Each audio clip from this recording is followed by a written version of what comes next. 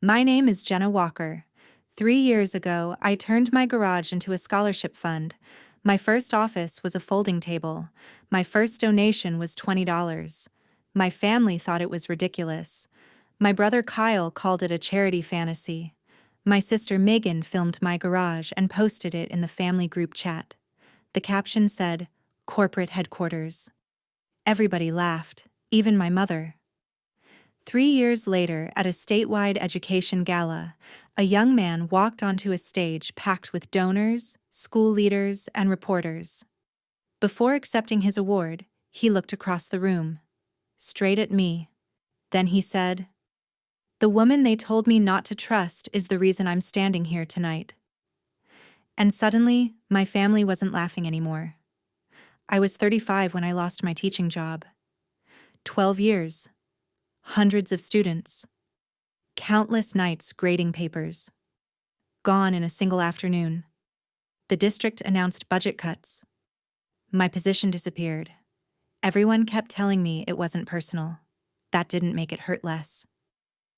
3 weeks later, I was sitting in my garage surrounded by boxes, old classroom supplies, used textbooks, student thank you cards. That's when the idea came to me. Every year, I'd watched brilliant students lose opportunities over a few $100s, application fees, housing deposits, textbooks, tiny financial gaps that destroyed huge dreams. Maybe I couldn't teach anymore, but maybe I could still help. The first people I told were my family. That was my mistake. We were eating Sunday dinner at my parents' house. I explained my plan. A small scholarship fund. Nothing huge. Just enough to help students who slipped through the cracks. Kyle nearly choked on his drink, laughing. "You're unemployed and starting a charity?" The whole table laughed. Except Dad. He just stared at his plate. 2 days later, I finished setting up my garage workspace. An old folding table, a laptop, a donated printer. Nothing fancy. I was proud of it. Then Megan showed up. She walked around filming everything. At first I thought she was interested. I was wrong. That night she posted the video in the family group chat. The caption read, "Walker's International Scholarship Empire." Dozens of laughing emojis followed, including Mom's. A week later, Mom stopped by. She looked around the garage, then shook her head. "You need a real job, Jenna." I tried explaining my vision. She interrupted me. "Donors don't trust people working out of garages." Then she left. The worst part? She genuinely thought she was helping. For 2 weeks, nothing happened. No applicants, no donations, nothing. Then one email arrived. A scholarship application. Just one. His name was Caleb Foster, 17 years old, top student, accepted into college, but struggling to afford enrollment costs. I read his application 3 times. Something about it stayed with me. I called Caleb the next day. He sounded nervous, like he expected bad news. When I told him he qualified for assistance, he went completely silent. For several seconds. Then he asked, "Are you serious?" That question broke my heart, because no kid should sound shocked when someone believes in them. While reviewing his file, I noticed something. His grades were exceptional, almost perfect.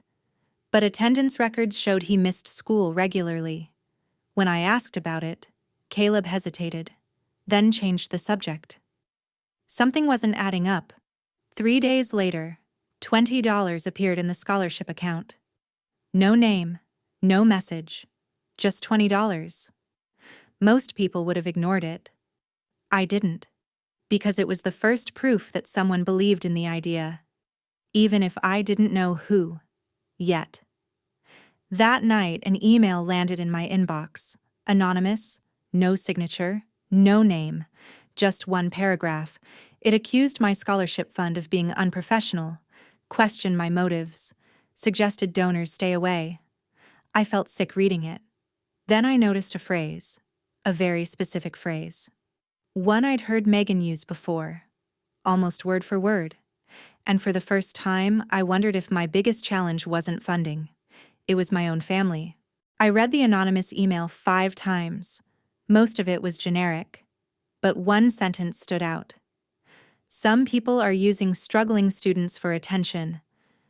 Megan said that exact thing at dinner 2 weeks earlier. Not similar. Exact. I couldn't prove she sent it. But my gut already knew. And that realization hurt more than the email itself. A few days later, Caleb's school counselor called me. Her name was Mrs. Ramirez. She sounded relieved. Actually relieved. "You're the first person who's followed up." I frowned. "What do you mean?" She sighed, then told me 3 other scholarship programs had rejected Caleb. Not because of grades, because they assumed he wouldn't finish college. I couldn't understand why, until she explained. Caleb wasn't missing school because he was lazy. He was working, night shifts, sometimes until 2 in the morning, then showing up to class exhausted. His mother was sick. Medical bills were piling up. And Caleb was helping keep the lights on. I sat there speechless, because 17-year-olds shouldn't have that responsibility. 2 weeks after receiving his scholarship, Caleb mailed me a handwritten note. Not an email. An actual letter. 3 pages long. At the bottom he wrote, "You made me feel like my future mattered." I folded that letter carefully and placed it in a drawer. I didn't know it yet, but one day the entire room would hear those words. Things finally seemed to be improving. A local business owner agreed to meet me, my first serious donor opportunity. I spent days preparing. Presentation slides, student stories, budget plans, everything. The meeting went well, at least I thought it did. Until the next morning. The donor declined, politely, professionally, but something felt strange. His email mentioned community concerns. Concerns. Plural.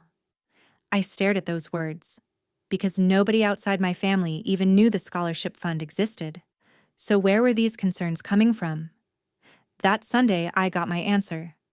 Kyle announced a new initiative during family dinner. An education charity. My stomach dropped. Not because he started one, because it sounded familiar. Very familiar. Too familiar. Almost every talking point came from conversations I'd had with him. Private conversations. Then Kyle showed everyone his logo. The room erupted in praise. Mom loved it. Megan loved it. Even Dad nodded approvingly. Meanwhile, I sat frozen. Because the colors, the slogan, even the mission statement, all resembled materials I'd created months earlier. Nobody else noticed. I did. 3 days later, a retired principal named Diane Mercer emailed me. I'd never met her.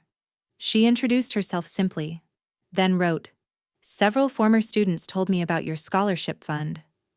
I smiled immediately, because for the first time someone was contacting me because of the work.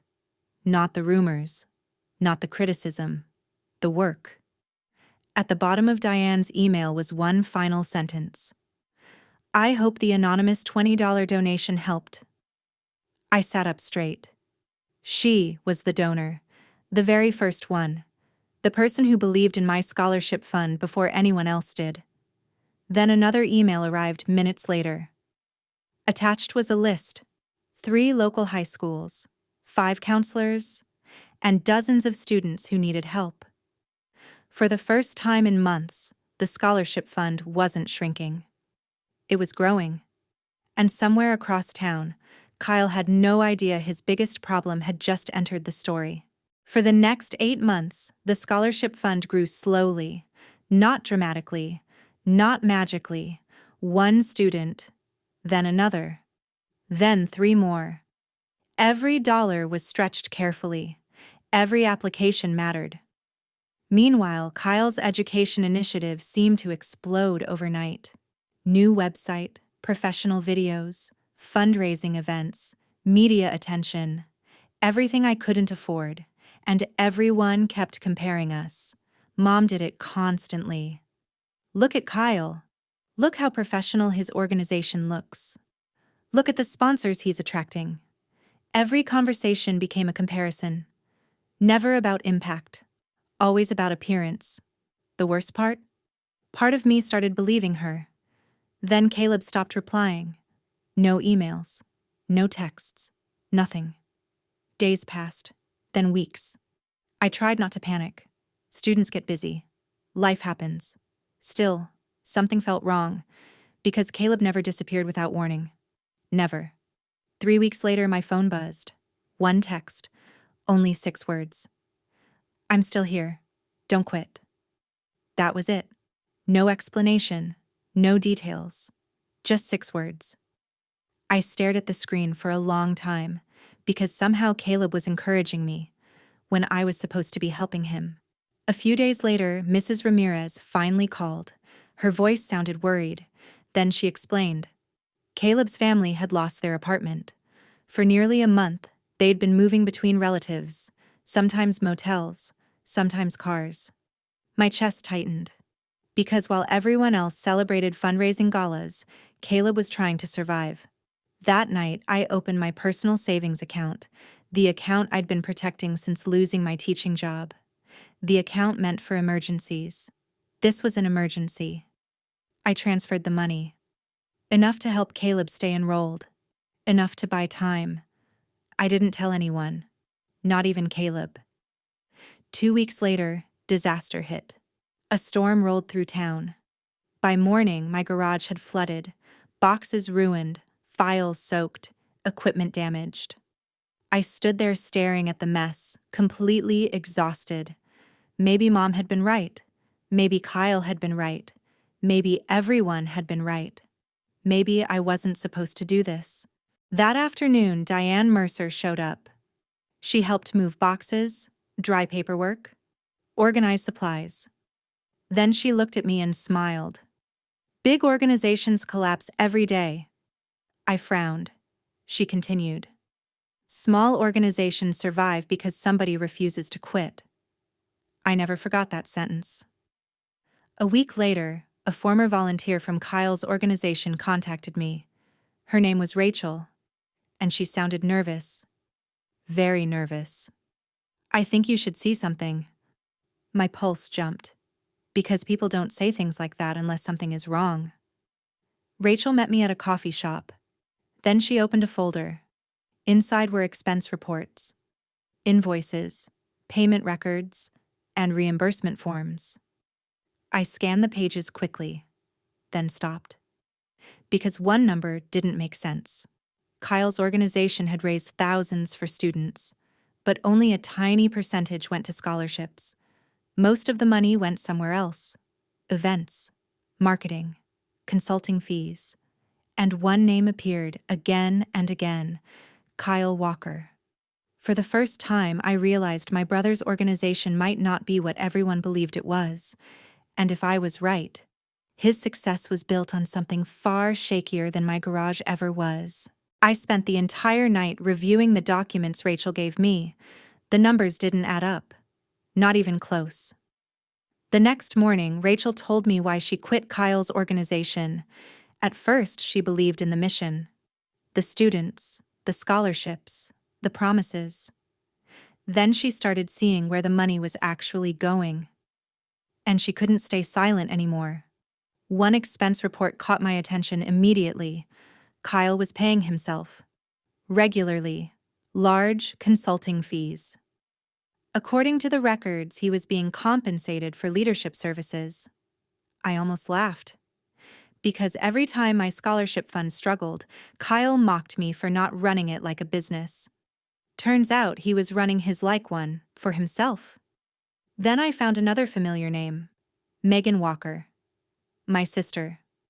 Several invoices listed her as a branding consultant, logo design, marketing packages, social media campaigns, thousands of dollars. Paid directly from donor funds. The same sister who laughed at my garage was getting paid from money meant for students. That changed everything. I decided to compare numbers, public donations versus scholarship awards. The difference was shocking. Kyle's organization promoted dozens of student success stories, but very few students actually received meaningful assistance. The photos were real, the marketing was real, the impact wasn't, and somehow nobody had questioned it. Yet. While sorting through old emails, Diane found something unexpected: a donor correspondence chain, forwarded messages, private communications, confidential discussions. My stomach dropped because some of those emails originally came from people who had contacted my scholarship fund first, then somehow ended up in Kyle's hands. One donor email explained everything. 3 years earlier, a businessman declined my funding proposal after hearing concerns. Now I knew where those concerns came from. Kyle had contacted him afterward. The timeline matched perfectly. The language matched too. For years, I'd blamed bad luck. It wasn't luck. Someone had been steering opportunities away from me. Then Diane uncovered something even worse: the anonymous complaint email, the one that nearly destroyed my credibility early on. It wasn't anonymous anymore. A technology volunteer traced old server records. The message originated from a device registered to Megan's design company. I stared at the screen, not surprised, just disappointed. Because now I knew for certain. My family hadn't doubted me. They'd actively worked against me. A week later, Caleb called unexpectedly. For the first time in months, he sounded hopeful. He'd completed another semester. His grades remained excellent. And he had news. Big news. He'd been selected as a finalist for a prestigious National Student Achievement Award. I nearly cried. Because after everything he'd endured, he was finally being recognized. 2 months later, an invitation arrived. A statewide education gala. The same event where the national award winner would be announced. My scholarship fund was invited. Technically, the seating chart told a different story. Kyle's organization received a premium table near the stage. I was assigned a seat in the back corner. Alone. Some things never changed. If your own family sabotaged your dream and you still succeeded, what would you do? Comment. Prove them wrong. The night before the gala, I reviewed the printed program online. Page after page of sponsors, recognition lists, community leaders. Then I saw Kyle's name. Twice. Megan's name too. But mine wasn't anywhere. Not once. 3 years of work. Dozens of students helped. Countless sacrifices. And officially, I didn't exist. I closed my laptop and went to bed. What I didn't know was that several people inside that ballroom already had questions about Kyle's organization, and by the end of the next evening, everyone would have answers. The gala ballroom was beautiful.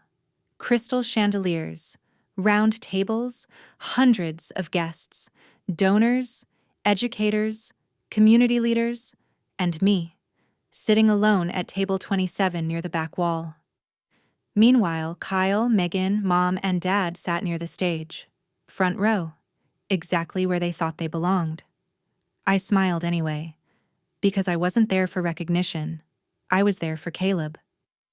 Halfway through the evening, Kyle took the stage. The audience applauded. He gave a polished speech. Talked about opportunity, leadership, student success. The same words he'd been using for years. People nodded. People smiled. From a distance, it looked impressive. But I knew what sat behind the curtain, and so did Diane. Eventually, the host announced the final presentation, the National Student Achievement Award. The room quieted. A spotlight illuminated the stage. Then Caleb Foster walked out. My throat tightened instantly. He looked confident, professional. Nothing like the nervous teenager who had submitted my first scholarship application 3 years earlier. I couldn't have been prouder. Caleb accepted the award, smiled at the audience, thanked his teachers, thanked his counselor. Then he paused. A long pause. The kind that changes rooms. Then he said, "Before I continue, I need to thank someone who isn't listed in tonight's program." The audience became still. I felt my pulse quicken. Because suddenly, I knew where this was going. Caleb reached into his jacket pocket, then pulled out a folded piece of paper. An old letter. My letter. The very first scholarship approval I'd sent him. 3 years earlier. He held it up, then said, "Everything good in my life started with this." The room fell silent, and for the first time all evening, people started looking toward the back tables. Caleb continued, "She didn't just help pay a college expense." His voice cracked slightly. "She answered emails at midnight." The audience listened. "She called counselors when nobody else did." Another pause. "She found textbooks I couldn't afford." I felt tears building. Then Caleb said, "Most importantly, she believed I belonged in rooms I was scared to enter." The room erupted into applause, and suddenly every eye in the ballroom was on me. Then Caleb smiled, looked directly across the room, straight at table 27, and said, "Ms. Jenna Walker, would you please stand up?" My heart stopped. For a moment I couldn't move. Then the audience began clapping again, louder this time. I stood slowly. The applause continued. Across the room I saw Kyle's expression change, for the first time in years. He looked nervous. After the ceremony ended, Diane approached several board members. She wasn't emotional, she wasn't dramatic. She was prepared. Over the past year, she had saved everything: emails, donation records, volunteer statements, financial comparisons, questions people had ignored. Until now. Within minutes, conversations started spreading across the ballroom. And those conversations weren't about Kyle's success anymore. They were about accountability. The following weeks moved fast. Much faster than Kyle expected. Several donors requested reviews. Funding partners asked questions. Volunteer complaints resurfaced. Board members began investigating spending practices. Meanwhile, major donors contacted me directly. Not because of publicity, because of impact. One by one, support shifted. Exactly where it should have been all along. Mom suddenly wanted family dinners again. Megan deleted old posts. Kyle stopped returning calls. I noticed none of them apologized until consequences arrived. That told me everything. 6 months later, I attended another ceremony. Much smaller. Much more meaningful. Caleb stood beside me holding a plaque. Then he announced something I never expected. A new scholarship. Created by former recipients. For future students facing the same obstacles they once faced. Then he revealed its name. The Jenna Walker Opportunity Scholarship. I couldn't speak. For 3 years, my family mocked a folding table in a garage. They laughed at small beginnings. They laughed at handwritten applications. They laughed at $20 donations. What they never understood was that real impact grows quietly, student by student, life by life. I looked around the room at the young people we'd helped. Then I thought about that tiny garage office, the one everyone thought was a joke, and I smiled. Because in the end, my family built an image. I built futures. And when the applause finally ended, I realized something.